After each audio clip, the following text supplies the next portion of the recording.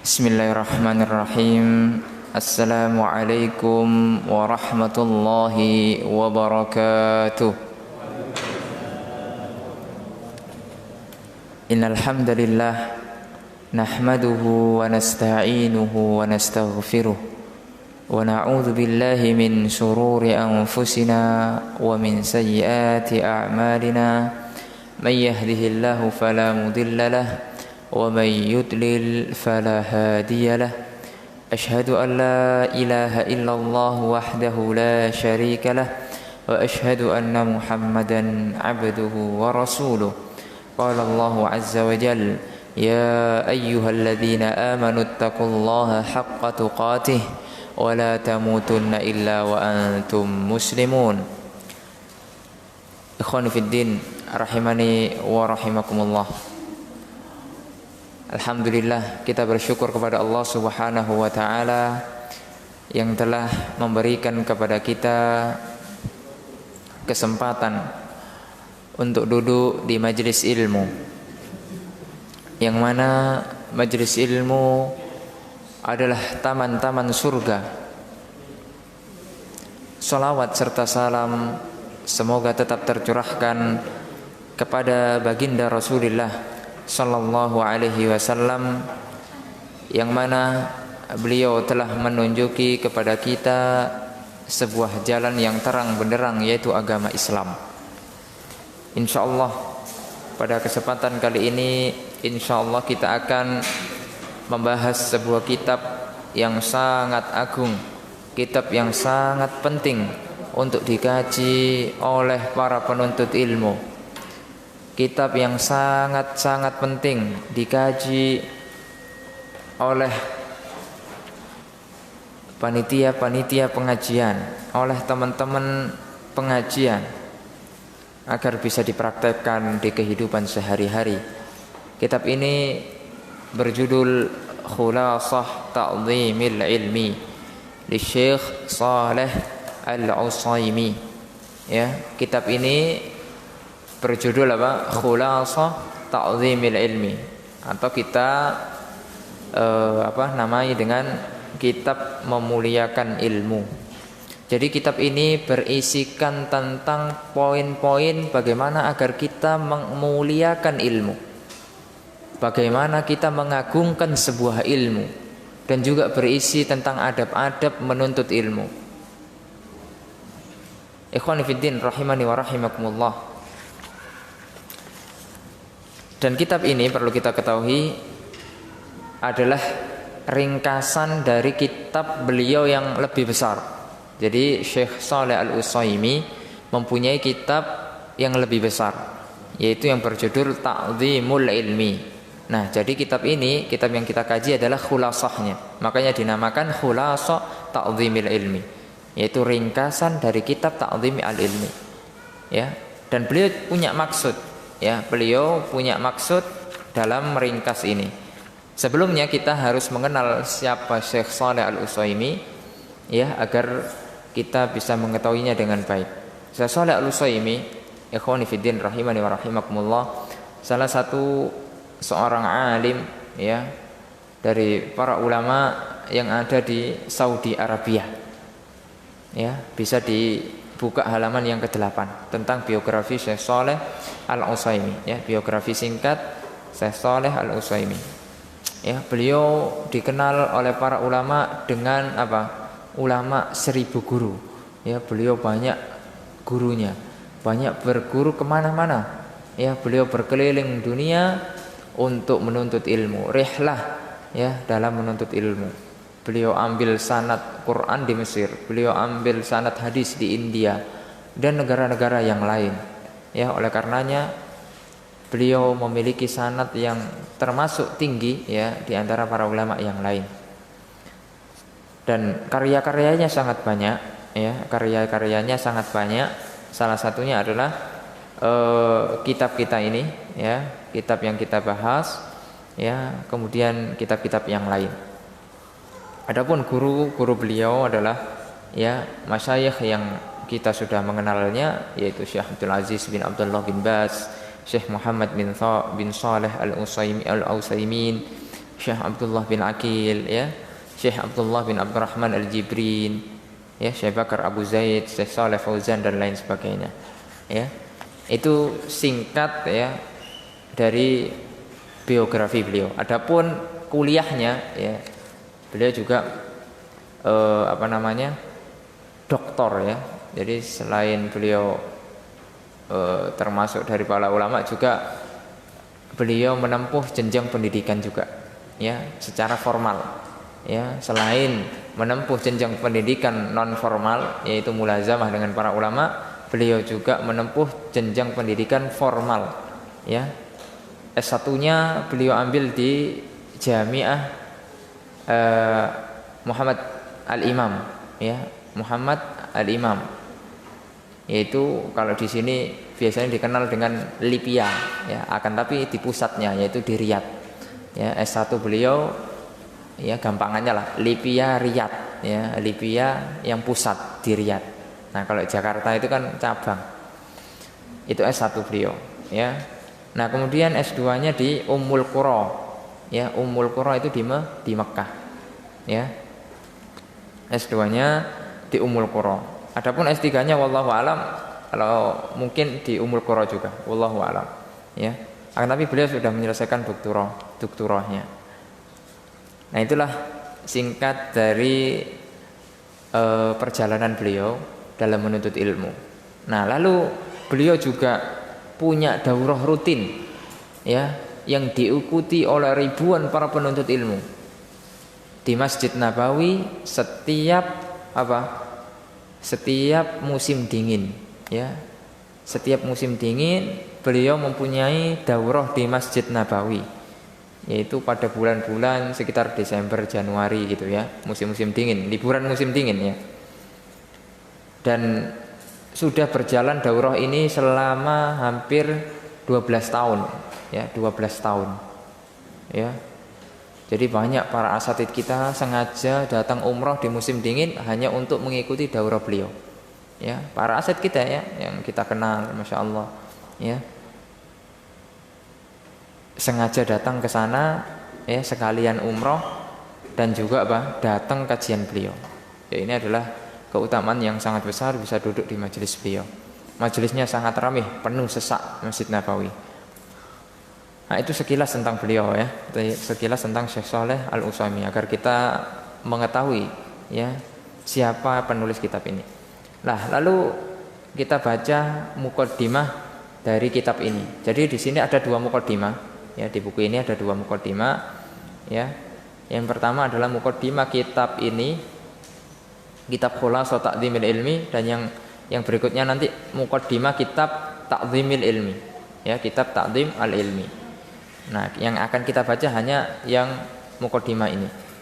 Bismillahirrahmanirrahim ya, kata beliau, dan ini adalah sunnah ya, kita memulai ya menulis ya dengan ucapan basmalah ya. Ini adalah hukumnya sunnah.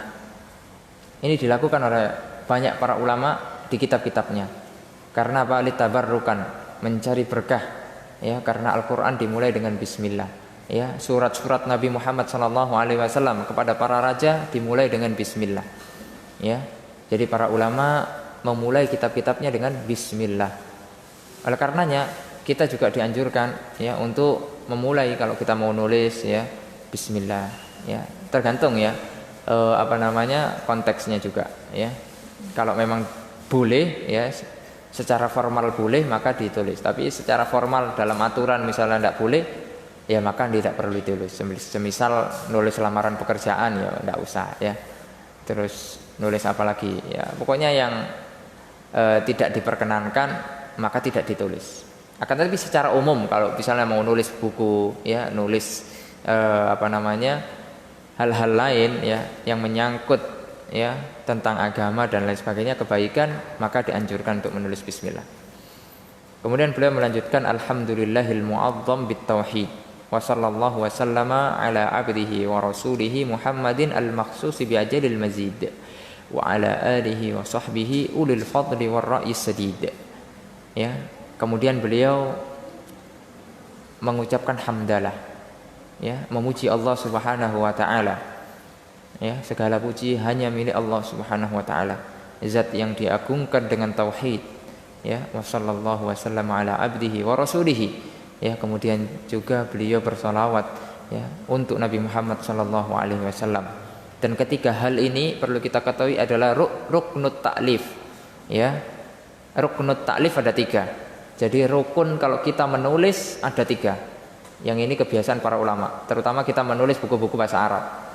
Pertama adalah bismillah, kemudian yang kedua adalah alhamdulillah, hamdalah, yang ketiga adalah sholawat atas Nabi Muhammad SAW. Adapun yang lainnya maka fadlah, maka kelebihan, fadilah, ya, seperti sholawat kepada keluarga Nabi, sholawat kepada para sahabat Nabi Muhammad SAW. Ya, ini tambahan dan ini juga dianjurkan. Kan tapi 3 ini yang rukun. Ya, dalam penulisan antum baca kitab-kitab para ulama, misalnya kitab-kitab yang berbahasa Arab lah, yang misalnya dikaji di sini. Insya Allah ada 3 rukun ini. Ya, karena itu memang anjuran para ulama. Kemudian amma ba'du, ya, setelah beliau bersalawat kepada Nabi Muhammad SAW, bersalawat kepada para sahabat Nabi Muhammad SAW dan keluarganya, kemudian beliau mengatakan amma ba'du, adapun setelah itu fahadhihi min kitabi, ya, fahadhihi min kitabi, buku ini yaitu Khulasah Ta'dhimil Ilmi adalah dari kitabku sendiri, ya, adalah ringkasan dari kitabku sendiri, yaitu kitab apa? Ta'dhimu al-ilmi, ya, khulasatul lafzi, yaitu ringkasan wa iddat biltiqatiha limaqsadil hifdi. Nah, jadi beliau punya tujuan meringkas kitab Ta'dhimul Ilmi menjadi Khulasah Ta'dhimul Ilmi, tujuannya apa? Limaqsadil hifdi, untuk dihafal. Jadi kitab ini untuk dihafal. Fastukhrija minhu lil manfaatil madhkuratil lubabi wa ju'ila fihi al-unmudaju min kulli bab. Ya, dan ini ya beliau ringkas, kemudian beliau ambilkan contoh-contohnya dari setiap babnya, yaitu contoh-contoh yang penting yang mewakili setiap babnya. Ya, insya Allah kita akan jumpai nanti, ya, misalnya contoh ulama yang sangat semangat dalam menuntut ilmu, ya, ulama yang sangat semangat dalam menuntut ilmu, seperti Imam Ahmad. Imam Ahmad itu jika mau menuntut ilmu berangkatnya sebelum subuh, ya, sebelum subuh sudah berangkat. Ya, kemudian dilarang sama ibunya karena ibunya sayang kepada Imam Ahmad, ya, nanti saja wahai Imam Ahmad, nunggu sudah azan atau matahari sudah meninggi baru berangkat. Ya, nah itulah himmahnya para ulama, itulah semangatnya para ulama. Ya, kemudian contoh-contoh yang lain, liyakuna fi nufusit talabah syamsan nahar. Ya, kenapa diberikan contoh-contoh itu? Agar poin-poin yang dituliskan bisa lebih jelas, ya, karena kalau tidak ada contohnya nanti ngambang, ya, jadi dikasih contoh agar tidak ngambang penjelasannya, ya, agar lebih jelas, ya, syamsan nahar, yaitu wadih bayyin, ya, wa tarasyahu ba'dahu ilal amali wal iddikar. Kemudian agar kita bisa mencontohnya, ya, mencontoh contoh-contoh yang diberikan oleh Syekh, mencontoh semangat para ulama, mencontoh adab-adab para ulama, ya, agar kita mengamalkannya, ya, agar kita mengamalkannya. Kemudian kita mengambil pelajaran darinya. Fa as'alullaha li wa lahum luzuma ma'aqidat ta'dhim wal fawza bi jawami'i fadlihil 'azim. Ya.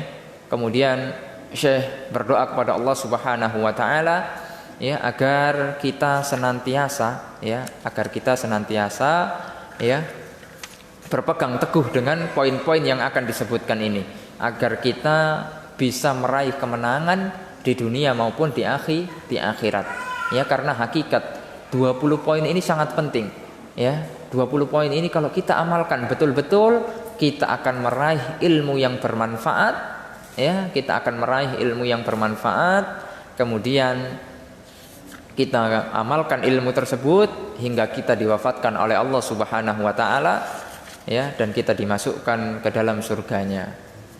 Nah, kemudian kita langsung memasuki halaman yang ke-16 ya. Karena halaman 13 kita loncati karena itu adalah muqaddimah dari kitab Ta'dhimul Ilmi ya, bukan kitab Khulasah Ta'dhimul Ilmi.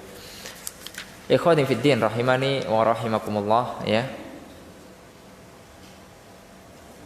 Kalau kita pengen meraih ilmu yang bermanfaat ya.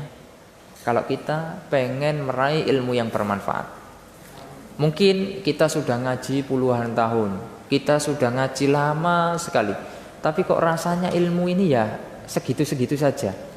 Ilmu ini ya kok nggak berkembang-berkembang ya. Hafalan juga mentok di 3 kul ya.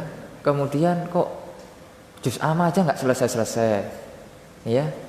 Kemudian amalan ya kok seperti itu saja. Maka apa yang salah gitu?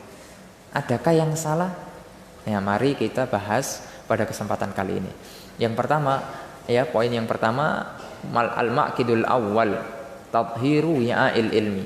Kalau kita pengen mendapatkan ilmu yang bermanfaat, kalau kita pengen menjadi orang yang senantiasa memuliakan ilmu dan ingin mendapatkan ilmu, maka kita wajib membersihkan tempatnya ilmu atau membersihkan wadahnya ilmu. Ya, apa wadahnya ilmu? Wahuwal qalbu, yaitu hati. Ya, hati kita harus membersihkan hati kita. Ikhwani fiddin rahimani wa rahimakumullah. Karena ya hati adalah tempatnya ilmu ya, dan tidak akan mungkin hati itu akan menerima sebuah ilmu kalau hati kita kotor. Ya, kalau hati kita kotor. Wa bihasabi ya taharatil qalbi yadkhuluhul ilm ya.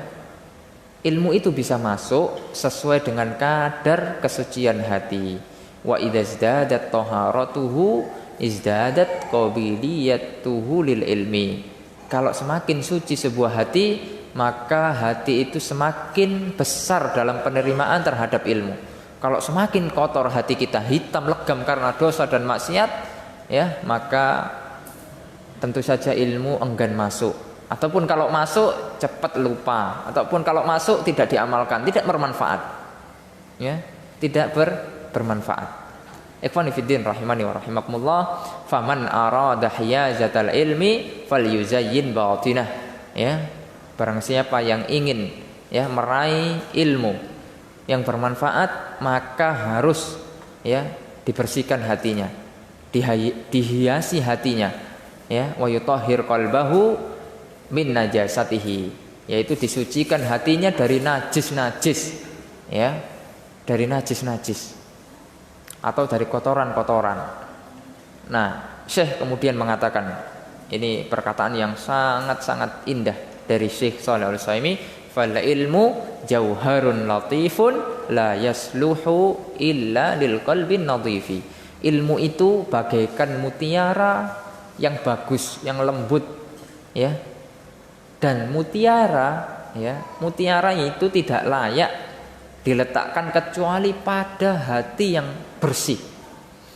Mutiara ya, mutiara kan mahal, kemudian cantik rupanya, kemudian apa namanya, enak dipandang. Tidak layak jika mutiara itu ditempatkan di tempat yang kotor ya. Mutiara itu layak ditempatkan di tempat yang bersih. Mutiara itulah ibaratnya ilmu ya, ibaratkan sebuah ilmu. Lah kemudian wa taharatul qalbi tarji'u ila aslaini 'azimain ya. Dan membersihkan atau pensucian hati itu kembali kepada 2 hal ya. Ahaduhuma, yang pertama taharatuhu min najasati syubhat. Jadi kotoran hati itu ada 2. Pokok besarnya kotoran hati itu ada 2 ya. Yang pertama adalah fitnatus syubuhat, yang kedua adalah fitnatus syahawat. Adapun kalau fitnatus syubuhat, ikhwani fiddin rahimani wa rahimakumullah, itu mencakup sebuah pemikiran sesat, kemudian pemikiran-pemikiran yang rancu, pemahaman-pemahaman yang menyimpang. Itu semuanya kembali kepada syubhat ya. Misalnya pemikiran-pemikiran firqah sesat, Syiah, Mu'tazilah, Khawarij, Murji'ah, kemudian Jahmiyah, ya, Qadariyah dan lain sebagainya. Ya, itu adalah fitnatus syubhat atau yang mengadopsi pemikiran-pemikiran sesat tersebut, ya, atau yang mengadopsi pemikiran-pemikiran sesat tersebut. Lalu yang kedua adalah wal akhar taharatuhu min najasati syahwat. Adapun syahwat, ya, ini biasanya pokoknya di perut dan kemaluan. Ya, kalau syahwat ini pokoknya di perut dan kemaluan, makan makanan yang haram, ya, kemudian berzina, ya, mencintai jabatan, ya, suka pengen tenar, ya, pengen dipuji orang dan lain sebagainya, ya. Ini adalah fitnatus syahwat, ya. Maka kita harus bersihkan hati kita dari dua penyakit besar ini, ya, agar hati kita bisa menerima ilmu dengan baik, ya. Wa idza kunta tastahi, ya, min nadhari makhluqin mithlik ila wasakhi thawbik fastahyi min nadharillahi ila qalbik, ya, wa fihi ihanun wa balaya wa dzunubun wa khataya. Kata Syekh Shalih Al-Utsaimin, beliau mengatakan apabila engkau malu dari pandangan makhluk yang semisal denganmu dari kotoran yang menempel pada bajumu, ya, oleh karenanya kita kan malu. Kita pergi kajian pakai baju yang compang-camping, pakai baju yang kotor misalnya, ya, kita malu kepada teman kita, tidak pantas dilihat orang, ya. Kita saja seperti itu, punya sifat malu kepada makhluk, ya. Kita malu kepada Allah Subhanahu wa taala lebih layak lagi daripada hanya malu kepada makhluk, ya. Kita harus malu ketika melakukan dosa. Kita malu kalau kita melakukan kemaksiatan. Kita malu kepada Allah Subhanahu wa taala, ya. Kita malu dilihat Allah, kita melakukan kemaksiatan, kita melakukan dosa. Itu Allah Subhanahu wa taala Maha tahu. Allah Subhanahu wa taala Maha melihat, ya. Oleh karenanya, ya, kita malu, ya. Sebagaimana kita malu dilihat oleh teman kita misalnya. Kita lebih layak lagi malu kepada Allah Subhanahu wa taala. Kalau kita tidak punya malu, ya, seenaknya melakukan dosa, ya, baik terang-terangan maupun sembunyi, maka berarti hati kita punya penyakit, ya. Fihi, katanya wa fihi ihanun wa balaya, ya. Hati kita banyak penyakit dan keburukannya, ya. Wa dzunubun wa khotoya, berarti hati kita penuh dengan dosa-dosa dan kesalahan. Kalau kita tidak malu kepada Allah Subhanahu wa taala tatkala melakukan dosa, tidak merasa bersalah, tidak merasa berdosa, enjoy saja dalam melakukan dosa, maka hati kita sakit. Hati kita sakit. Ini lebih bahaya daripada virus corona, ya. Hati yang seperti ini, yang tidak punya malu ketika kita bermaksiat kepada Allah Subhanahu wa taala, ini hati yang berpenyakit, ya. Ibaratnya kalau studium, pakai studium itu ya sudah studium mau meninggal sudah. Studium berapa biasanya? 4, ya. Kalau sudah mau meninggal berapa? Ya, studium akhir lah istilahnya, ya. Hati kita berada di studium akhir kalau sudah tidak punya malu pada Allah Subhanahu wa taala, ya. Inilah ikhwani fiddin rahimani wa rahimakumullah yang harus kita bersihkan. Penyakit-penyakit hati. Penyakit hati sangat banyak sekali, ya. Riya misalnya, kita pengen dilihat orang, ya. Kita pengen dipuji orang, ya. Sum'ah, pengen didengar orang, kita melakukan kebaikan, pengen didengar orang, pengen dibicarakan di kampung-kampung, pengen dibicarakan di masjid-masjid. Waliyadzubillah, ya. Oleh karenanya kita harus perangi ini dalam diri kita, ya. Pasti setiap orang memiliki hal ini, ya, karena kecenderungan manusia itu pengen dipuji, ya. Tapi bagaimana kita melawan rasa itu, ya, agar senantiasa kita dalam beramal ikhlas karena Allah Subhanahu wa taala, ya, agar kita senantiasa ikhlas kepada Allah Subhanahu wa taala.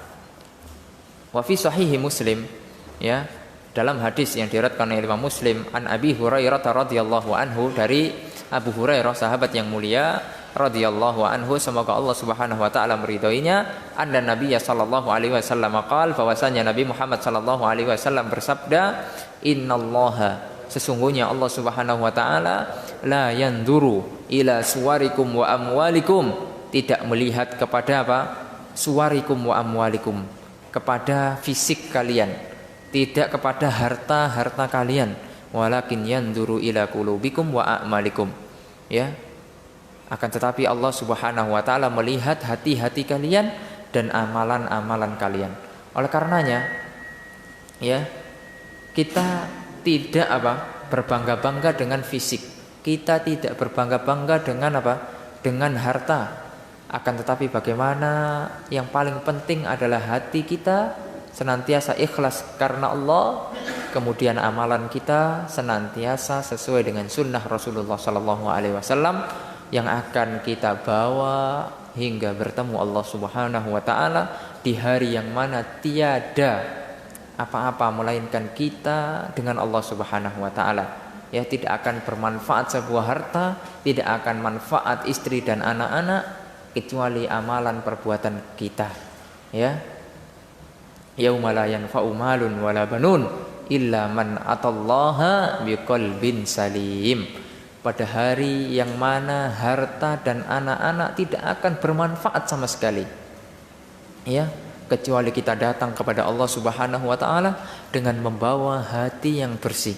Ya, dengan membawa hati yang ikhlas, dengan membawa hati yang tidak dipenuhi dengan kotoran-kotoran berupa dosa dan maksiat. Ikhwani fiddin rahimani wa rahimakumullah. Syekh melanjutkan, man tahhara qalbahu fihi al-ilmu halla wa man lam yarfa minhu najasatah wada'ahu al-ilmu wartahal. Ya, barang siapa yang mensucikan hatinya, maka ilmu itu layak untuk menetap di situ. Maka kalau kita sudah berusaha ya untuk membersihkan hati-hati kita, maka ilmu itu insyaallah perlahan akan masuk ke dalam dada-dada kita, masuk ke dalam hati kita, ya. Dan ilmu itu akan betah, kerasan, ya, akan kerasan betah dalam jiwa dan hati kita, ya. Lalu jika tidak, waman lam yarfa minhu najasah wada'ahul ilmu wartahal. Barang siapa yang tidak membersihkan ya hati dari kotorannya atau membiarkannya bahkan, maka ilmu itu tidak akan menetap di situ. Maka ilmu itu gampang lupa, ilmu itu gampang hilang. Ya, mungkin ya kita sudah susah-susah menghafal, lalu kita senantiasa hadir di majelis ilmu, akan tetapi kita juga senantiasa terus melakukan kemaksiatan kepada Allah, ya, tidak kunjung bertaubat kepada Allah. Maka bagaimana ilmu itu akan bisa menetap pada hati kita? Ilmu itu tidak akan kerasan, tidak betah, ya, sehingga ilmu itu ya mental dari hati kita. Oleh karena banyak ya kita jumpai ya, misalnya sudah sering datang kajian rutin, ya, akan tetapi tidak ada amalan yang membekas, tidak ada hal-hal yang membekas di dalam kajian tersebut. Karena hari-harinya diiringi terus dengan maksiat kepada Allah Subhanahu wa taala, sehingga hatinya kotor, sehingga hatinya ya tidak layak dimasuki oleh ilmu. Ikhwan fillah rahimani wa rahimakumullah. Oleh karenanya ya kita berusaha terus, kita minta kepada Allah Subhanahu wa taala ya pada waktu-waktu mustajabah agar senantiasa dimudahkan untuk selalu meninggalkan dosa dan maksiat, untuk senantiasa ikhlas karena Allah, untuk senantiasa terus dimudahkan dalam menuntut ilmu, ya, agar hati kita bersih, ya, tidak ada rasa yang mengganjal di dalam hati kita, ya, rasa-rasa ria, ya, rasa-rasa yang lain dan sebagainya. Ikhwan fillah rahimani wa rahimakumullah. Qala Sahlu ibni Abdillah rahimahullah. Sahal bin Abdillah berkata, haramun ala qalbin ayyadkhulahun nuru fihi syai'un mimma yakrahullah. Sahal bin Abdillah mengatakan haram hukumnya atas hati manapun masuk ke dalamnya cahaya ilmu selagi di situ ada sesuatu yang dibenci oleh Allah Subhanahu wa taala. Oleh karenanya ikhwah, ya, kalau kita kok susah ngafal dalam sebuah ilmu, ngafal Al-Qur'an susah, maka berarti hati kita penuh dengan kotoran, ya. Maka perlu kita muhasabah, introspeksi diri. Imam Syafi'i rahimahullahu taala, seorang imam dunia. Imam Syafi'i ini imamnya kaum muslimin, ya, dikenal di mana-mana, seluruh dunia kenal Imam Syafi'i, ya. Salah satu a'immah madzhab al-arba'ah, salah satu imam yang 4, ya, dari imam 4 madhab, yaitu Imam Syafi'i. Beliau mengadu kepada gurunya, ya, Imam Waqi', ya, syakautu ila Waqi'in ansu'i hifdzi, ya, aku mengadu kepada guruku yaitu Imam Waqi', lantas dengan apa? Atas keburukan atau buruknya hafalanku, kata Imam Syafi'i, ya, betapa buruk hafalanku, ya. Padahal Imam Syafi'i, ya, kalau antum tahu Imam Syafi'i itu, ya, umur 15 tahun itu sudah berfatwa di Masjidil Haram. Umur 15 tahun sudah berfatwa di Masjidil Haram, ya. Sebelum umur 10 tahun itu sudah hafal Al-Quran. Kemudian beliau menghafal Al-Muwatta, kitabnya Imam Malik, gurunya. Akan tapi beliau masih mengadu hal ini, tentang sulitnya hafalan beliau, katanya. Itu Imam Syafi'i, selevel Imam Syafi'i, apalagi kita, ya, yang kita setiap hari bermaksiat kepada Allah, ya, penuh dengan melihat hal-hal yang haram, ya, hal-hal yang dibenci oleh Allah Subhanahu wa taala. Tentu lebih layak kita untuk introspeksi diri, ya. Kemudian jawab Waqi', ya, jawab Imam Waqi' gurunya agar senantiasa meninggalkan maksiat, ya. Karena al-ilmu nurun, ilmu itu bagaikan cahaya, wa nurullah, ya, dan cahaya Allah Subhanahu wa taala tidak akan diberikan lil asi, kepada orang-orang yang bermaksiat, ya. Oleh karenanya Imam Syafi'i dianjurkan untuk meninggalkan maksiat oleh gurunya, ya. Itu Imam Syafi'i, imam, ya, yang tidak diragukan lagi keilmuannya, tidak diragukan lagi hafalannya, ya, sehingga nama beliau terus disebut-sebut hingga kini, Al-Imam Asy-Syafi'i rahimahullahu taala. Oleh karenanya kita yang bukan Imam Syafi'i, ya, sepucuk kukunya kita tidak bisa seperti Imam Syafi'i, ya. Kita lebih layak untuk apa? Untuk introspeksi diri, agar kita senantiasa mengingat terus dosa-dosa kita. Dosa kita sangat banyak kepada Allah Subhanahu wa taala. Ikhwan fillah rahimani wa rahimakumullah, itu adalah poin yang pertama, ya. Poin yang pertama dari kitab ini, yaitu apa? Membersihkan wadahnya ilmu. Jadi ilmu itu punya wadah, ya. Ilmu itu punya wadah, yaitu hati, ya. Jadi ilmu yang kita tuntut sekarang, ya, kita kaji, ya, nanti akan masuk ke dalam hati, ya, melalui pendengaran, penglihatan, masuk ke dalam hati. Nah, kalau hati kita itu kotor, maka ilmu itu tidak betah, ilmu itu tidak akan kerasan di situ, ya. Pengen cepat keluar saja, wis, ya, saya tidak betah di orang ini maksiat terus misalnya, ya. Kalau hati bisa ngomong, mungkin ngomongnya seperti itu, ya. Kemudian ikhwan fillah rahimani wa rahimakumullah, dan kotoran yang harus kita bersihkan ada 2, ya, yaitu apa?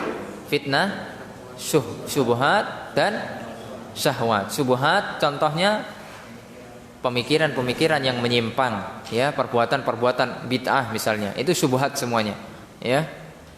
Nah, kalau syahwat, ya, ini adalah kemaksiatan, ya, berujung pada kemaksiatan, ya, yang mana biasanya terkait dengan perut, ya, dan kemaluan, ya, karena misalnya pertengkaran, ya, kemudian persaingan bisnis, ya, sehingga saling sihir misalnya, itu ujung-ujungnya nanti ke perut, ya, masalah perut.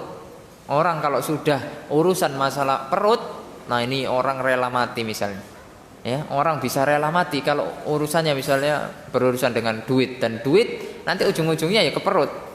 Nah, kalau setelah dari perut ya ujung-ujungnya nanti ke kemaluan, ya, kemudian fitnah-fitnah yang lain. Itu yang harus kita pahami dari poin yang pertama, ya, yaitu kita harus senantiasa, ya, kita minta kepada Allah Subhanahu wa taala, minta kemudahan, ya Allah, mudahkanlah, ya, hamba-Mu membersihkan penyakit-penyakit di hati ini, ya. Karena kita tidak boleh, ya, tidak boleh kita merasa diri kita suci, ya. Fala tuzakku anfusakum, ya, innallaha a'lamu bimanittaqa.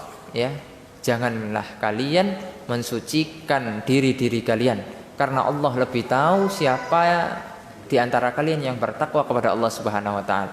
Biarlah yang menilai kita hanya Allah Subhanahu wa taala. Ya, kita tidak boleh mensucikan diri kita sendiri. Kemudian kita masuk kepada poin yang kedua, ya, al-maqidus tsani, ya, al-maqidus tsani. Ikhlasun niyyah fihi, ya, ikhlasun niyyah fihi. Kita harus senantiasa berusaha setelah kita bersihkan hati kita, lah kemudian kita senantiasa mengikhlaskan niat kita. Untuk apa kita duduk di sini? Untuk apa kita sholat berjamaah? Untuk apa kita bersedekah? Untuk apa? Ya, itu pertanyaan-pertanyaan itu harus senantiasa kita tanyakan pada diri kita, ya. Dan kita jawab lillahi ta'ala, karena Allah Subhanahu wa taala, ya, mengharapkan ridha Allah Subhanahu wa taala, ya, mengharapkan wajah Allah Subhanahu wa taala, mengharapkan surga Allah Subhanahu wa taala. Senantiasa itu, ya. Untuk apa saya datang jauh-jauh ke sini? Untuk apa saya duduk di sini, ya, hingga 2 jam, hingga 3 jam? Untuk apa? Ya, untuk meraih ridha Allah Subhanahu wa taala, untuk meraih surga Allah Subhanahu wa taala. Itu yang harus terus kita tanamkan dalam diri kita, dalam hati kita. Inna ikhlasal a'mali asasu qabuliha. Karena ikhlas, ya, mengikhlaskan amalan untuk Allah Subhanahu wa taala adalah pokok diterimanya sebuah amal, ya. Wasullamu wusuliha, ya, dan agar apa? Sebuah tangga agar amalan itu bisa tercapai tujuannya. Ya, kalau orang ikhlas, Pak, insya Allah, ya, kalau orang niatnya ikhlas, insya Allah dia bangun usaha, dia bangun masjid, bangun sekolahan, ya, bangun yayasan, ya, pokoknya amalan-amalan kebaikan. Kalau ikhlas karena Allah, insya Allah, ya, apa yang diniatkan akan tercapai, ya, meskipun dengan segala macam prosesnya, ya. Ada sebuah kisah, yaitu kisahnya Imam Malik, ya, kisahnya Imam Malik. Ya, dan perkataan Imam Malik ini harus kita tulis dengan tinta emas, ya. Perkataan Imam Malik. Imam Malik adalah imam yang mendapat julukan Darul Hijrah, ya, Darul Hijrah, yang menetap di tempat hijrahnya Nabi Muhammad SAW, yaitu kota Madinah, ya. Imam Malik itu senantiasa, ya, berada di kota Madinah. Jadi Imam Malik itu betah di Madinah. Tidak pernah keluar dari Madinah kecuali ketika haji, ya. Berarti kalau haji kemana? Kemana? Ke Mekah atau ke Indonesia? Ya, ke Mekah, ya. Berarti Imam Malik keluar ketika haji yaitu ke Mekah. Adapun selainnya Imam Malik tidak pernah kemana-mana, ya, yaitu tetap di Madinah. Lahir di Madinah, belajar di Madinah, menghafal Al-Quran di Madinah, belajar kepada ulama di Madinah, lalu mengajar ketika sudah menjadi ulama, mengajar pun di Madinah hingga wafat di Madinah. Hingga wafat di Madinah.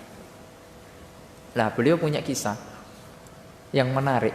Jadi beliau itu hidup di zamannya banyak para ulama, ya. Hidup di banyak zaman para ulama, sekitar abad ke abad 1-2 lah, ya, abad 1-2. Sekarang kan kita berada di abad ke-15. Kita berada di abad ke-15, ya. Imam Malik itu hidup di abad 1 atau abad kedua lah, ya, meninggalnya di abad kedua, tapi lahirnya di abad yang pertama, akhir. Nah, Imam Malik itu menulis sebuah kitab yang berjudul apa? Apa? Judul kitabnya Imam Malik siapa yang tahu? Al-Muwatta, yang tadi kita sebutkan, yang dihafal oleh Imam Syafi'i. Imam Syafi'i hafal, ya, di luar kepala, ya. Al-Muwatta. Nah, Imam Syafi'i itu Imam Malik itu menulis kitab Muwatta. Nah, dan di zaman Imam Malik itu sudah banyak yang menulis kitab Muwatta, itu sudah banyak ulama-ulama yang lain, ya, sudah banyak. Nah, kebiasaan ulama dahulu ketika selesai menulis dikoreksikan, ya, kita dikoreksikan pada orang yang lebih alim, ya. Jadi Imam Malik mengoreksikan kepada seorang yang lebih alim, yang menurut Imam Malik lebih alim dari beliau, maka dikoreksikan. Nih saya nulis kitab ini gitu. Ya, kemudian dikoreksilah ya kitab beliau. Lalu ditanya, Imam Malik, bukankah kitab Muwatta ini sudah banyak? Ya secara Jawa nih yo. Apa sih kon apa sampean kok nulis mana gitu lah. Kenapa antum kok nulis Muwatta lagi gitu. Sedangkan kenapa nggak mencukupkan dengan Muwatta yang sudah ada gitu. Itu cara gampangannya, ya. Jawaban Imam Malik ini harus dicatat atau ditulis dengan tinta emas. Ya, kata Imam Malik, maka nalillah yabqa. Maka nalillah yabqa. Amalan yang dilakukan karena Allah akan kekal. Ingat, tidak hilang, tidak ditelan zaman, kekal. Dan perkataan Imam Malik terbukti hingga abad ke-15 sampai saat ini. Kitab Muwatta'nya Imam Malik menjadi kitab rujukan, menjadi kitab yang banyak dikaji, ya, menjadi kitab yang senantiasa dijadikan ya kajian-kajian ilmu hadis oleh para ulama daripada kitab Muwatta' yang lain yang sezaman dengan beliau. Ya. Inilah menunjukkan apa? Ikhlas. Menunjukkan ikhlas. Oleh karenanya, asas kalau kita pengen membuat apapun, ya, lembaga pendidikan, membuat bangun masjid, bangun pesantren, bangun apa lagi? TK misalnya, bangun pokoknya TPQ. Pokoknya asas-asas kebaikan lah. Kalau asasnya ini, ya, maka nalillah ya boko. Kalau kita pakai asas ini, Pak, insya Allah, ya, lembaga kita, yayasan kita, masjid kita akan berkembang dan Allah Subhanahu wa taala yang akan menolongnya. Ya. Tapi kalau asasnya bukan ini, asasnya pengen terkenal, asasnya pengen keuntungan banyak, asasnya pengen narik jamaah, pengen bangga-banggaan, pengen jadi yang paling unggul, pengen ndak. Ya, kalau sudah asasnya itu, ya, mungkin dapat, tapi berselang kemudian akan hancur. Ya, karena tidak dilandasi asas ikhlas karena Allah Subhanahu wa taala. Ya. Kalau kita sudah mempunyai asas ikhlas karena Allah, nanti hal-hal yang antum inginkan tersebut itu taruh di nomor yang sekian. Misalnya pengen nanti sekolah ini lebih unggul, ya udah, asas itu letakkan di nomor 25 misalnya. Yang nomor 1 ikhlas, nomor 2 ikhlas, 3 sampai 25 ikhlas terus. Ya. Adapun niat-niat dunia, mendapatkan dunia itu nanti taruh di nomor yang 70 sekian kayak atau 150 atau pokoknya nomor yang akhir-akhir lah. Tapi yang paling utama dan ini terpenting, ya, oleh karenanya, ya, kalau sudah kita asas seperti ini, antum buat sekolahan di tengah hutan, ya, itu insya Allah banyak muridnya, ya, itu banyak muridnya. Antum buat sekolahan, buat pondok, meskipun di tengah hutan, kalau antum pakai asas ini, ya, pakai asas ini, ya, ini landasan utamanya. Kemudian ada apa namanya pendorong yang lain mungkin karena pengajarnya dan lain sebagainya. Tapi asasnya ini harus senantiasa ada. Itu insya Allah akan banyak ramai dikunjungi, akan banyak ramai orang-orang yang mendaftar ke sana. Karena asasnya ini, ya, sehingga dia dicari orang, ya, sehingga Allah Subhanahu wa taala angkat derajatnya. Ya. Kenapa para ulama, kitab-kitab para ulama itu senantiasa dikaji hingga sekarang? Karena mereka memiliki asas ini. Lihatlah kitab, ada kitab apa di situ? Hah? Tafsir Ibnu Katsir. Ada kitab Riyadhus Shalihin enggak? Belum ada. Ya. Kitab Riyadhus Shalihin. Ya. Masjid ini harus punya. Kitab Riyadhus Shalihin. Itu kitab yang dikarang oleh Al-Imam An-Nawawi. Ya. Kitab yang dikarang oleh Al-Imam An-Nawawi rahimahullahu taala. Kitab itu menjadi kitab yang paling banyak tercetak di dunia setelah Al-Qur'an. Ini menurut penelitian. Kitab Riyadhus Shalihin, dan kitab ini dikaji di mana-mana. Mau pengajian salafi, mau pengajian ya pokoknya pengajian lah, itu mengkaji kitab Riyadhus Shalihin. Ya. Kalau di Pasuruan itu Ustadz Abu Ibrahim Muhammad Ali mengkaji kitab itu. Dari mulai saya itu masih sekolah atau dari awal-awal beliau pulang dari Saudi itu sudah mengkaji kitab itu. Puluhan tahun sampai sekarang belum selesai. Mulai tahun mungkin 2007 ya. Udah hampir 13 tahun. Itu pun belum selesai. Itu dikaji setiap hari Senin. Ya. Oleh Ustadzuna, ya, oleh Ustadz Ali Hafizahullah taala. Ya. Itu sampai sekarang itu dikaji. Setiap hari Senin. Ya, terus dikaji. Ya. Kemudian di majelis lain kalau tidak salah, kalau di Roja itu ada Ustadz Mubarak Bamu Alim kalau tidak salah. Itu mengkaji kitab itu juga. Ya, nanti bisa cek lagi. Ya. Seingat anak ada. Itu sudah puluhan tahun juga. Ya, sudah bertahun-tahun. Itu menunjukkan apa, ikhwah? Ya. Ikhlas. Ya. Ikhlas. Imam Nawawi itu umurnya tidak sampai 50 tahun sudah meninggal. Dan Imam Nawawi belum sempat menikah. Bukan berarti Imam Nawawi tidak suka wedok, enggak. Ya. Tapi karena sibuk dengan ilmu. Hidupnya dari kecil sampai besar, hidupnya penuh dengan ilmu. Lihat kitab-kitabnya itu, tidak ada kitab Imam Nawawi yang tidak bermanfaat. Semua kitab yang ditulis Imam Nawawi bermanfaat. Imam Nawawi itu pembesar madhab Imam Syafi'i. Dan kitabnya itu menjadi muqarrar kita di Kairo ketika itu. Yaitu kitab Minhajut Talibin. Ya, wa Umdatul Muftin. Ya, kitab yang tebal yang menjadi asas pokok madhab Syafi'i. Ya, kitabnya Imam Nawawi. Juga punya kitab yang besar, Majmu' Syarh Muhadzab. Ya, sekitar ya puluhan jilid lah. Ya, beliau juga mensyarah Sahih Muslim. Ya. Dan beliau punya kitab yang kecil dan ini dihafal oleh anak-anak kita. Dihafal oleh anak-anak madrasah di TK, SD atau di semua pondok, insya Allah menghafal ini. Yaitu kitab apa? Arba'in An-Nawawiyah. Di sini siapa yang sudah hafal Arba'in Nawawiyah? Tak kasih hadiah. Angkat tangan. Siapa yang hafal? Tak tes nanti. Jangan asal-asalan nanti. Ayo, angkat tangan. Ya. Hah? Sudah selesai? Belum selesai? Ya, jadi Arba'in Nawawiyah itu ada 42 hadis. Itu kalau murni Arba'in Nawawiyah, tidak ditambah dengan Ibnu Rajab. Kalau ditambah dengan kitabnya Ibnu Rajab jadi 50 hadis, ya. Tapi kalau hanya Arba'in Nawawi hanya 42 hadis, ya. Itu dihafal di mana-mana, ya. Insya Allah menjadi muqarrar di sekolah depan ini, ya, di sekolah Imam Syafi'i atau di sekolah-sekolah lain, ya. Anak-anak diajari menghafal kitab Arba'in An-Nawawiyah, ya, berkah, Pak. Bayangin kitab kecil, ya, lebih kecil dari ukuran ini, itu bisa menggetarkan seantero dunia loh. Itu dihafal di Indonesia, di seluruh negara, di semua golongan.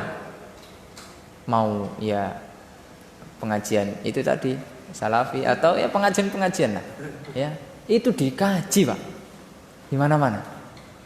Menunjukkan keberkahan ilmu Imam Nawawi. Itu menunjukkan apa? Ikhlas, Pak. Ikhlas. Kalau tidak ikhlas, tidak bakal seperti itu, gitu loh. Kalau tidak ikhlas, tidak bakal seperti itu. Itu menunjukkan, ya, dahsyatnya ikhlas. Dan banyak para ulama yang lain yang demikian, ya. Ya, kita contohilah. Kita contoh imam yang itu kan Imam Nawawi yang hidup. Imam Nawawi hidup sekitar abad ke-7, abad ke-8, ya. Siapa yang tahu wafatnya Imam Nawawi? Ya, Imam Nawawi itu hidup abad ke-7. Ya, siapa yang tahu wafatnya Imam Nawawi? Angkat tangan. Tak kasih hadiah. Tidak ada yang tahu, ya. Jadi Imam Nawawi itu, ya, ingat nih, ya. Padahal ini nomor cantik loh, ya. Wafatnya Imam Nawawi tahun 676. Gampangannya 676. Wah, ini kan enak loh. Diingat itu, ya. Jadi kalau kita di kuliah hadis itu di Madinah itu dianjurkan sekali atau bahkan mungkin hukumnya hingga wajib ya, mungkin menghafal hari lahir ulama itu. Hari lahir, hari wafat itu disuruh hafal semuanya, ya. Makanya agak nyantol-nyantol dikit lah. Ya, agak nyantol-nyantol dikit. Meskipun ya sering lupanya. Ya. Itu tadi karena maksiat banyak, ya. Karena banyak maksiat. Itulah asas yang harus kita perhatikan. Ikhlas, niat harus ikhlas. Ikhlas karena Allah Subhanahu wa taala. Ya. Kita contohkan lah. Salah satu ulama yang muasir. Kalau kita kan zaman Imam Nawawi abad ke-7, ya. Sudah 800 tahun yang lalu. Ya, kita contohkan ulama abad ke-14 lah. Ya, abad 14, yaitu Syekh Abdurrahman bin Nasir Asy-Sya'di rahimahullahu taala yang menulis kitab, siapa yang tahu? Tafsir As-Sa'di. Itu gampang, Tafsir As-Sa'di, tapi nama aslinya kan ada, ya. Ya, Tafsir Ibnu Katsir itu kan gampang, ya, tafsir atau bari, tapi ada nama. Jadi nama itu ada dua. Ada nama masyhur dan ada nama ilmiah. Nama ilmiah itu nama asli kitab. Kemudian ada nama masyhur. Nama masyhur itu yang sering disebut-sebut. Misalnya kitabnya Imam Bukhari, ya. Nama masyhurnya itu Sahih Bukhari. Nah, tapi ada nama ilmiahnya, yaitu nama aslinya itu Al-Jami' As-Sahih misalnya. Al-Jami' As-Sahih Al-Musnad misalnya. Itu adalah nama aslinya. Nah, Syekh Sa'di ini juga punya kitab yang terkenal, ya, nama masyhurnya itu Tafsir As-Sa'di, tapi nama aslinya ya Taisir, ya, Karim Ar-Rahman min Kalam Al-Mannan, ya. Itu salah satu kitab beliau. Dan itu salah satu juga kitab yang berkah. Kata Syekh Shalih Al-Utsaimin, ya, pengarang kitab ini, beliau menceritakan kitab Syekh Sa'di ini sudah hampir mungkin malayin dicetak, jutaan nuskhah sudah dicetak di seluruh dunia. Dan di Arab Saudi hampir setiap rumah punya nuskhahnya. Hampir setiap rumah punya kitabnya As-Sa'di. Ini adalah apa? Menunjukkan keikhlasannya Syekh Abdurrahman bin Nasir As-Sa'di. Jadi Syekh Sa'di ini gurunya Syekh Utsaimin, ya. Jadi ada zamannya Syekh Sa'di, kemudian zamannya Syekh Utsaimin, ya. Jadi Syekh Sa'di ini gurunya Syekh Utsaimin. Nah, beliau juga apa namanya? Kan tidak tahu, orang ikhlas itu kan tidak tahu. Yang penting hatinya ikhlas, ya. Sudah, karena ikhlas amalan hati, ya, tidak ada orang yang tahu. Nah, akan tapi ada tanda-tandanya, ada tanda-tandanya. Di antara nih tanda-tanda diterimanya atau keikhlasannya, yaitu kitabnya bisa tersebar di mana-mana. Itu salah satu, ya, salah satu tanda keikhlasan. Kayak tadi Imam Nawawi, ya, kitabnya bisa sampai hingga kini 800 abad loh. Oh, 800 tahun. Kok 800 abad? Ya, 800 tahun, 8 abad. Nah, Syekh Sa'di ini baru hampir 1 abad. Ya, karena beliau hidup di abad yang ke-14 lah. Ya, atau 13 14 gitulah. Ya. Rahimahullahu taala. Jadi dikaji juga, ya, terutama oleh teman-teman kita, ya, teman-teman dari pengajian As-Salafiyin sering mengkaji tafsir As-Sa'di sebelum melanjutkan ke kitab tafsir yang lain. Karena kitab Syekh Sa'di ini tafsirnya jami' mani, ya, mudah difahami, bahasanya mudah, lalu ya beliau meringkas dari berbagai macam kitab tafsir. Ya, kemudian nanti setelah mengkaji tafsir Sa'di dilanjutkan mengkaji kitab tafsir yang lain, tafsir Ibnu Katsir, tafsir At-Tabari atau Jalalain atau yang lainnya. Ya. Itulah salah satu, ya, contoh potret keikhlasan. Ya, lalu bagaimana dengan kita? Ya, itulah yang harus kita introspeksi diri. Lalu Syekh melanjutkan qala ta'ala wa ma umiru illa liya'budullaha mukhlishina lahuddin hunafa'a, ya. Dan tidaklah kita diperintahkan kecuali untuk senantiasa mengikhlaskan niat, ya. Mengikhlaskan niat.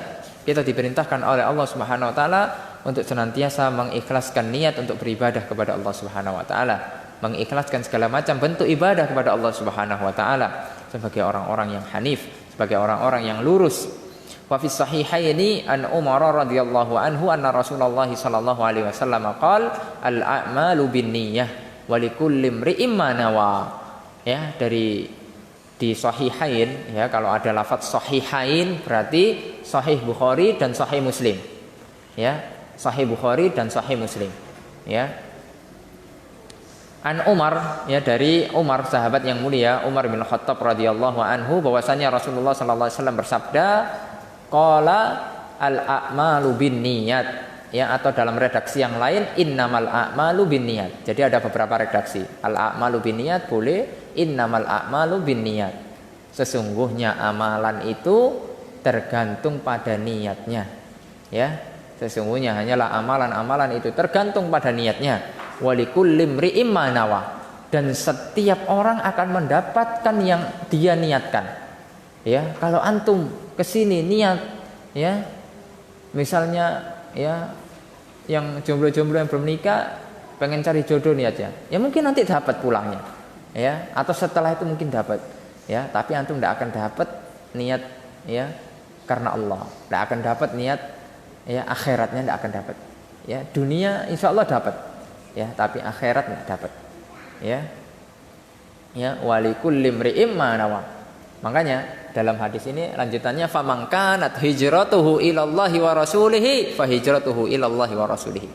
Barang siapa yang memang hijrahnya karena Allah dan Rasulnya, maka dia akan mendapatkan, ya, balasan dari Allah dan Rasulnya. Faman kanat hijratuhu lidunya yusibuha. Barang siapa yang hijrahnya karena pengen dapat dunia, padahal dunia itu remeh, ya ikhwah. Dunia itu tidak ada apa-apanya di hadapan Allah Subhanahu wa taala. Kecil. Ya. Lebih mulia daripada bangkai kambing. Dunia ini ibaratnya hina di hadapan Allah Subhanahu wa taala. Ya. Lalu kita hanya pengen, ya, mengharapkan dunia yang hina tersebut. Kalla la.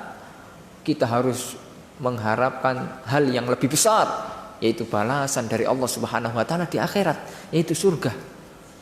Adapun dunia kita sebentar. Kita ini, ya, sebentar di dunia, ya.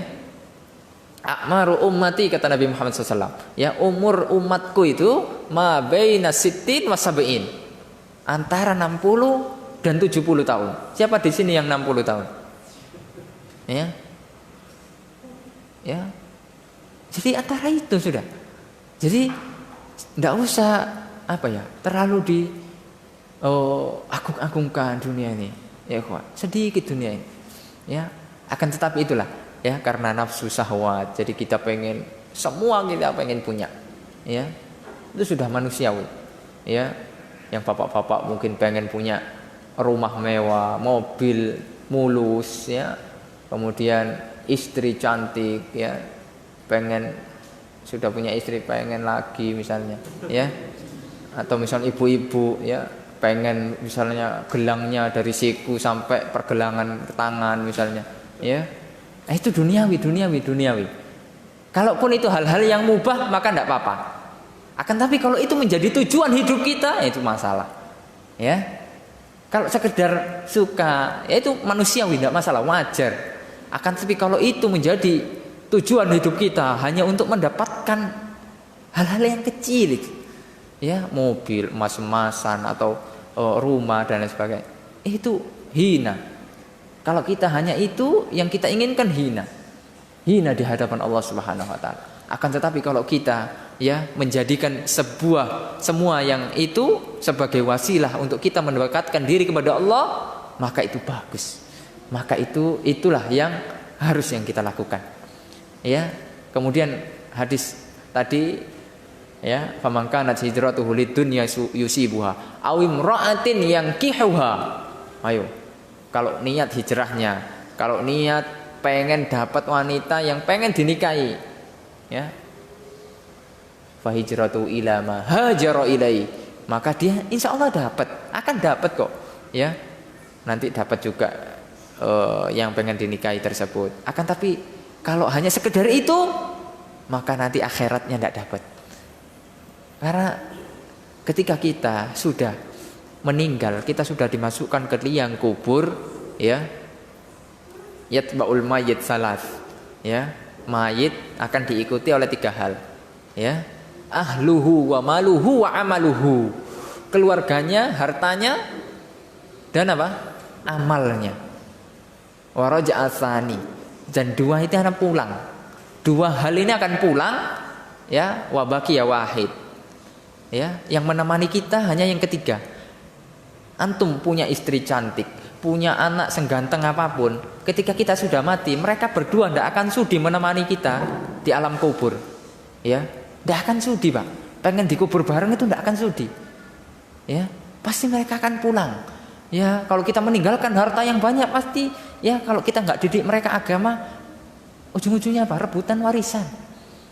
Ya, itu banyak terjadi.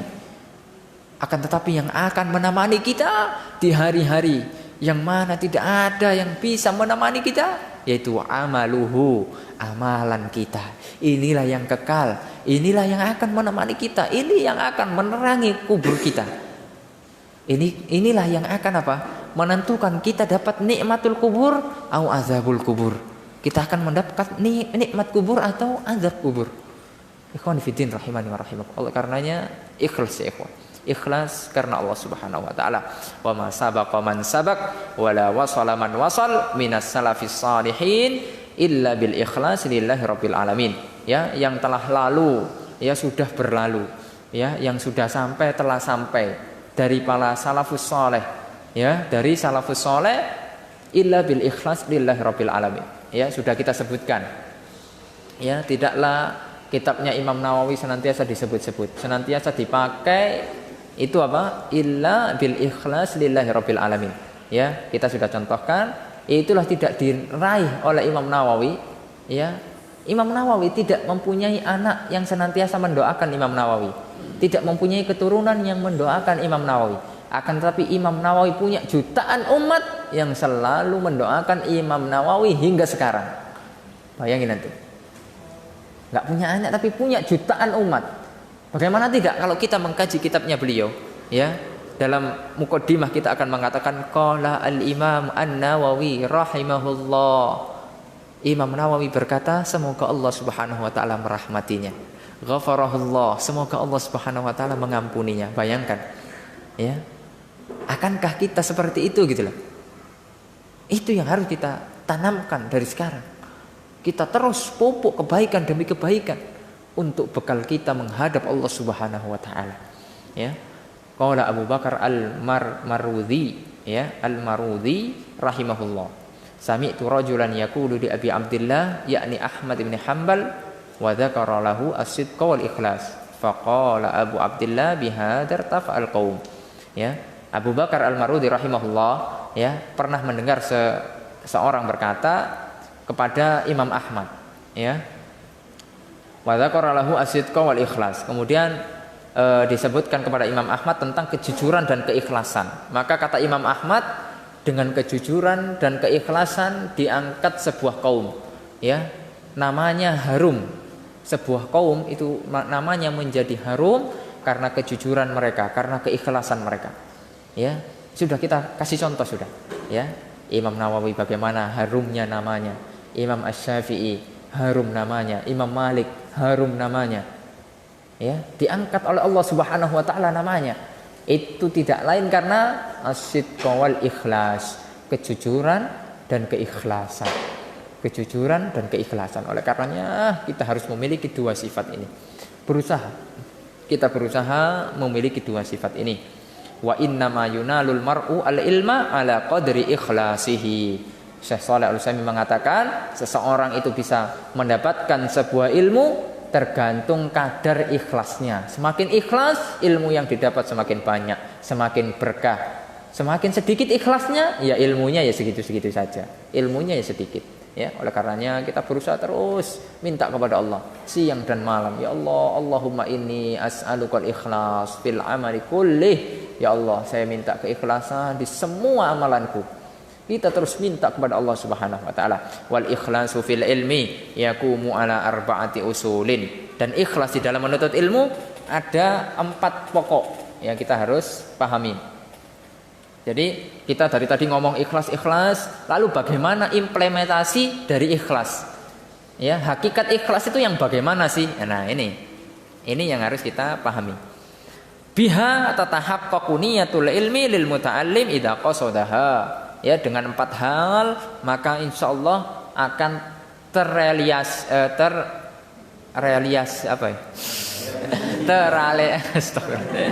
ya, jadi itulah pokoknya ya akan terwujudkan ya, bahasa gampangannya ya, agar terwujudkan sebuah keikhlasan, ya, agar terwujudkan sebuah keikhlasan. Kalau kita merealisasikan ini 4 hal ini.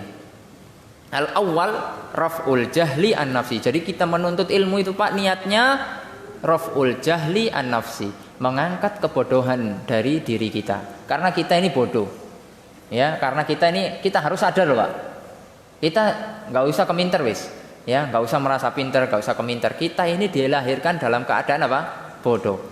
Allah Subhanahu wa taala berfirman, "Innahu kana dzaluman jahula." Manusia itu zalim. Banyak manusia itu zalim, jahula dan bodoh. Ya. Kita ini bodoh, ya. Siapa di sini yang baru lahir sudah hafal Al-Qur'an? Angkat tangan. Ayo. Ya. Siapa yang di sini baru lahir sudah ngomongnya lancar? Ya, insya Allah masuk berita tuh, ya. Tapi kan buktinya enggak. Itu apa tandanya? Kita dilahirkan dalam keadaan tidak tahu apa-apa, sehingga kita diajari ngomong oleh ibu kita, diajari berjalan, diajari nama-nama, diajari ini dan itu, ya, nama-nama ikan misalnya, ya, kemudian nama-nama benda, diajari. Oleh karenanya itu membuktikan kita ini bodoh. Oleh karenanya kita senantiasa menuntut ilmu ini Pak, mengangkat kebodohan daripada kita, ya, daripada diri kita. Bi ta'rifiha ma'aliha minal ubudiyat. Dan yang paling penting kita harus tuntut ilmu itu apa? Dalam bab ubudiyat. Bagaimana kita mewujudkan rasa penyembahan kita kepada Allah. Ubudiyah kita kepada Allah Subhanahu wa taala. Kita mewujudkan tauhid kepada Allah Subhanahu wa taala. Ini yang harus kita terus ulang-ulangi, terus kita pahami, terus kita benahi bagaimana realisasi kita mewujudkan ibadah kepada Allah Subhanahu wa taala, menjauhkan segala bentuk kesyirikan. Ya, ini yang harus menjadi poin utama bagi kita. Wa iqafiha ala maqasidil amri wan nahyi. Kemudian kita menuntut ilmu, ya, perintah dan larangan. Apa yang Allah Subhanahu wa taala perintah, kita harus pahami. Apa yang Allah Subhanahu wa taala yang larang, kita harus pahami. Ya, kalau diperintahkan, kalau perintah itu hukumnya wajib, wajib kita lakukan. Ya, kalau hukumnya sunnah, ya, maka kita dianjurkan untuk perbanyak melakukannya. Ya. Karena dalam kaidah usul fikih, ya, hukum asal sebuah perintah adalah wajib, ya. Illa dalla dalilun ala sunniyatiha au ghairiha, ya, kecuali ada dalil yang lain menunjukkan hukumnya sunnah atau mubah, ya. Jadi tidak setiap perintah hukumnya wajib, ya, tidak setiap perintah hukumnya wajib. Jadi ada yang perintah hukumnya wajib, seperti misalnya sholat 5 waktu, itu perintah, ya, wa aqimus shalah wa atuz zakah. Kemudian perintah zakat wajib, ya, zakat misalnya ada 2, zakatul fitri wa zakatul mal, ya. Kemudian walillahi 'alan nasi hajjul bait. Ya, walillahi 'alan nasi hajjul bait. Ini juga lafaz-lafaz perintah, ya. Meskipun di situ bukan fi'il amr, tapi di situ mengandung perintah. Ya, ada 'ala di situ. Ya. Kemudian perintah puasa misalnya. Ya ayyuhalladzina amanu kutiba 'alaikum, ya. Alaikumusiyam, ya, alaikum ini, ya, salah satu dari sighah perintah. Ya, kalau dalam kita belajar ilmu usul fikih itu kita akan tahu bagaimana memahami Al-Qur'an. Ya. Oleh karenanya tidak bisa Al-Qur'an itu dipahami, ya, pada zaman sekarang kecuali dengan ilmu usul fikih. Ya, ikhwani fiddin rahimani wa rahimakumullah. Kemudian yang kedua, asani raf'ul jahli anil khalqi. Kita niatkan dalam menuntut ilmu, kita mengangkat kebodohan dari orang lain. Yang paling utama adalah keluarga kita. Ya, kalau kita sudah nikah, ya istri kita. Kita sudah punya anak, ya anak kita. Itulah yang pertama kali yang harus kita angkat kebodohan juga. Ya, jangan pengen masuk surga sendiri. Ya, jangan pengen masuk surga sendiri, Pak. Kita ajak-ajak orang. Ya, kita ajak keluarga kita. Masa kita tidak pengen masuk keluarga bareng satu keluarga? Pasti kita pengen, Pak. Ya. Oleh karenanya Allah Subhanahu wa taala memerintahkan di dalam Al-Qur'an, ya ayyuhalladzina amanu qu anfusakum wa ahlikum nara. Ya. Dan ini adalah perintah yang sangat besar. Wahai orang-orang yang beriman, jagalah diri kalian apa? Ya, dan keluarga kalian dari api neraka. Ya. Oleh karenanya kita harus perhatikan masalah ini, ya. Bita'limihim, dengan mengajari mereka. Sabar, ya. Kalau kita tidak mampu mengajari mereka, anak kita misalnya, ya udah kita ajak kajian bareng, ya. Kita sekolahkan anak kita ke tempat sekolahan yang baik, ya. Wa irsyadihim, kemudian kita tunjukkan, ya, ini yang benar, ini yang salah. Lima fihi salahu dunyahum wa ukhratuhum, ya, wa akhiratuhum, ya. Yang mana hal itu bisa membuat maslahat di dunia maupun akhirat. Ya, jangan pengen masuk surga sendiri, ya. Kita berusaha, ya, untuk mendakwai keluarga kita pelan-pelan, karena mendakwai keluarga kita itu kadang lebih sulit daripada mendakwai orang lain. Ya, kalau kita ngomong sama orang lain gini ceplas-ceplos. Ya, kalau kita ngomong sama keluarga sendiri ini agak berat, ya. Karena mereka tahu kebiasaan kita, karena mereka tahu watak buruk kita, mereka tahu kebiasaan buruk kita dan lain sebagainya, ya. Tapi harus sabar, ya, harus sabar. Asalis, yang ketiga, ihyaul ilmi wa hifdzuhu minad dhaya. Ya, jadi kita niat menuntut ilmu, kita niat menghidupkan ilmu. Ya, kita niat apa? Memakmurkan sebuah ilmu. Ya, makanya kita hadir di majelis ilmu. Ya, kita niatkan ini untuk menghidupkan ilmu, sehingga ilmu ini tidak hilang. Ilmu ini terus bertahan hingga anak cucu kita, hingga hari kiamat kelak. Ya, kita niatkan. Ya, jangan jadi orang yang mematikan ilmu, ya, dengan menghalang-halangi orang datang kajian, dengan menghalang-halangi orang untuk semangat dalam pergi kajian dan lain sebagainya, ya.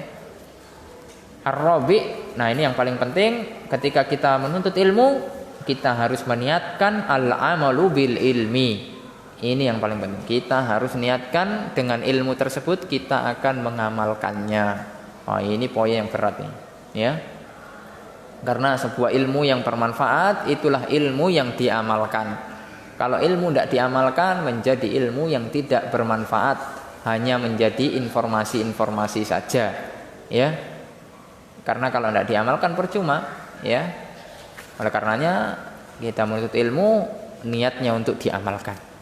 Walaqad kana salafu rahimahumullahu yakhafuna fawatal ikhlas fi talabihim al-ilm, ya. Para salaf dahulu, ya, semoga Allah Subhanahu wa taala merahmati mereka, sangat takut kehilangan ikhlas di dalam menuntut ilmu, ya. Wa yatawarrauna an iddiaihi. Mereka takut, Pak. Para salaf itu takut ngaku-ngaku ikhlas. Nah, sekarang banyak orang zaman sekarang ini pede, merasa dirinya sudah ikhlas. Udahlah, ini ambil saja, anak ikhlas kok. Ya. Ini pede, ngaku-ngaku ikhlas. Padahal para salaf dahulu tidak berani, Pak. Bilang seperti itu tidak berani. Ya sudah, kalau misalnya ikhlas sudah, tidak usah ngomong-ngomong sudah. Ya. Tidak perlu. Udah sambil ini saya ikhlas kok. Ya. Itu padahal terpaksa. Ya. Itu terpaksa. Makanya para ulama takut, Pak. La annahum lam yuhaqqiquhu fi qulubihim. Ya. Takut. Mereka para salaf itu takut ngaku-ngaku ikhlas padahal mereka belum ikhlas. Itu yang mereka takutkan, sehingga mereka, ya, terus berhati-hati, ya, terus senantiasa berusaha untuk ikhlas, ya, dan tidak mengaku-ngaku. Kita lebih layak lagi, ya, kita lebih layak untuk tidak ngaku-ngaku. Su'ilal Imam Ahmad pernah berkata atau pernah ditanya, hal talabtal ilma lillah, apakah kamu Imam Ahmad menuntut ilmu karena Allah?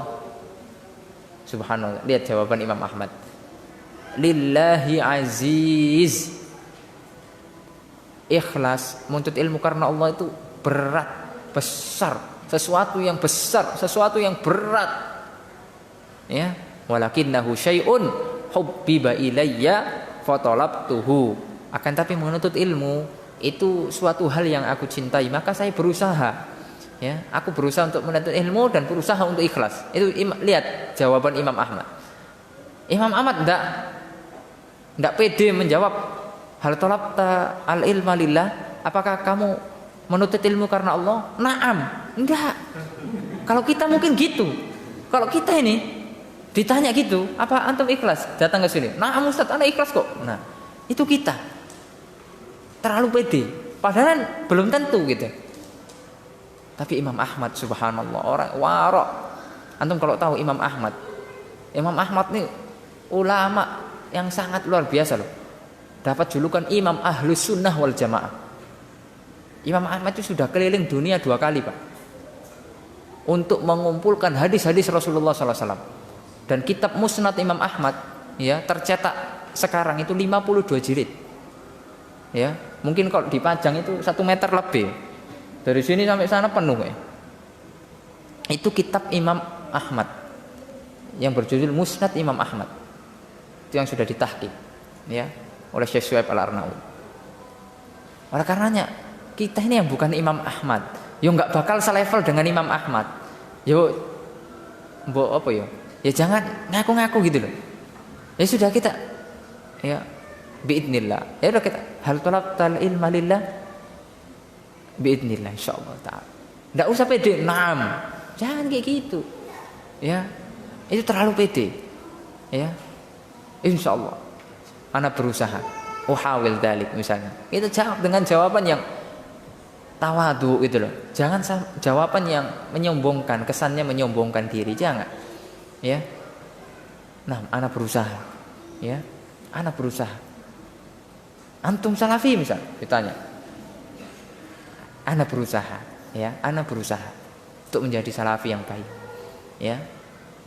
Ana berusaha. Jadi kalau ditanya itu jangan apa? Ada rasa fakhr, ada kesombongan di dalam hati kita. Ya. Itu nanti yang akan menyebabkan ilmu kita tidak berkah. Ya. Kemudian Syekh melanjutkan wa man dhayya'al ikhlas fatahu ilmun katsir wa khairun wafir. Barang siapa yang tidak ikhlas, menyia-nyiakan ikhlas dalam beramal, maka dia akan kehilangan ilmu yang sangat banyak dan dia akan kehilangan kebaikan yang sangat melimpah. Dia akan kehilangan balasan yang besar dari Allah Subhanahu wa taala berupa surga Allah Subhanahu wa taala. Ya. Oleh karena kita terus berusaha minta kepada Allah Subhanahu wa taala, Allahumma inni nas'alukal ikhlas. Ya Allah, saya minta keikhlasan fi amali kullih, di setiap amalanku ya Allah. Ya, kita terus minta kepada Allah Subhanahu wa taala. Wa yambaghi liqasidis salamah ay yatafaqqada hadzal asal. Bagi yang ingin selamat dunia dan akhirat, maka harus apa? Senantiasa berusaha untuk ikhlas fi umurihi kulliha, di setiap perkara yang dia jalani, di setiap amal yang dia lakukan, daqiqiha wa jaliliha, yang kecil maupun yang besar, wa sirriha wa alaniha, yang sembunyi maupun yang nampak. Oleh karenanya ya kita harus senantiasa berusaha ikhlas karena Allah Subhanahu wa taala. Qala Sufyan Ats-Tsauri salah satu ulama besar pada zamannya mengatakan, ma'alatu syai'an asyadda alayya min niyati li'annaha tataqallabu alayya. Ya, tidaklah aku mengobati sesuatu itu lebih sulit daripada niatku. Jadi kalau mengobati luka-luka biasa itu gampang, Pak. Ya, ada misalnya borokan itu gampang, dikasih betadin kering. Tapi kalau mengobati ikhlas ini Pak, sulit, berat. Imam Ats-Tsauri saja, Sufyan Ats-Tsauri ya, itu berat, merasa berat untuk memperbaiki niatnya, apalagi kita yang tidak selevel dengan Sufyan Ats-Tsauri. Ya, yang jauh level kita dari beliau. Ya, tentu kita paling lebih sulit lagi untuk memperbaiki niat ini. Ya. Allahul musta'an. Karena hati itu berbalik-balik, ya. Kenapa hati itu dinamai al-qalbu? Ya, karena apa? Karena hati itu berbolak-balik.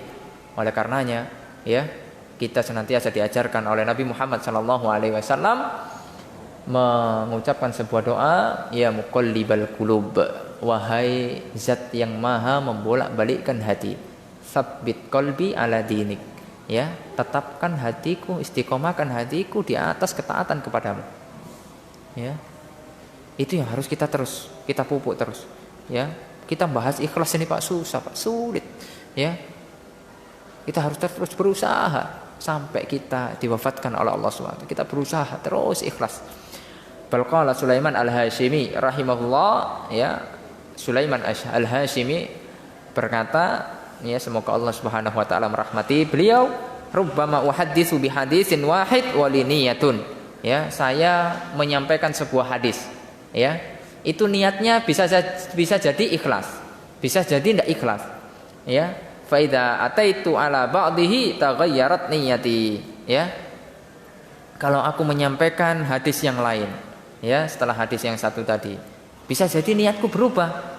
Faidal haditsul wahid yahtaju ila niyat. Maka setiap hadis, setiap saya menyampaikan hadis, maka saya terus berusaha, ya, untuk meniatkan agar setiap hadis yang saya sampaikan itu ikhlas karena Allah. Ya, karena bisa jadi saya menyampaikan satu hadis bisa jadi ikhlas. Kemudian saya menyampaikan hadis yang lain, bisa jadi niatnya berubah, riya, pengen didengar dan lain sebagainya. Oleh karena saya berusaha, kata beliau, ya, menyampaikan setiap hadis saya berusaha untuk ikhlas karena Allah. Ya, oleh karenanya ini harus menjadi pelajaran yang sangat berharga dan ini poin yang paling penting, ya, di dalam pembahasan kitab ini. Oleh karena ini pembahasan yang paling lama. Adapun nanti poin-poin berikutnya insya Allah pembahasannya lebih cepat. Karena ikhlas ini Pak, kita harus terus ulang-ulang. Karena hakikat kita ini hidup di dunia, ini kita harus senantiasa ikhlas karena Allah. Ikhlas ini berat, ikhlas ini susah, tidak mudah. Oleh karena kita terus ingatkan masalah ikhlas, ya, tidak cukup satu kali majelis ini, harus terus setiap hari kita ingatkan ikhlas karena Allah sampai kita diwafatkan oleh Allah Subhanahu Wa Taala. Ya, masalah ikhlas ini bukan masalah yang remeh, bukan masalah yang mudah. Ya, mungkin ini saja, ya, pada sesi yang pertama ini yang bisa kita sampaikan. Ya, insya Allah kita akan lanjutkan pada sesi yang kedua yaitu pada sholatil maghrib. Ya. Kita tutup dengan doa kafaratul majlis. Subhanakallahumma wa bihamdika asyhadu an la ilaha illa anta astaghfiruka wa atubu ilaik. Wassalamualaikum warahmatullahi wabarakatuh.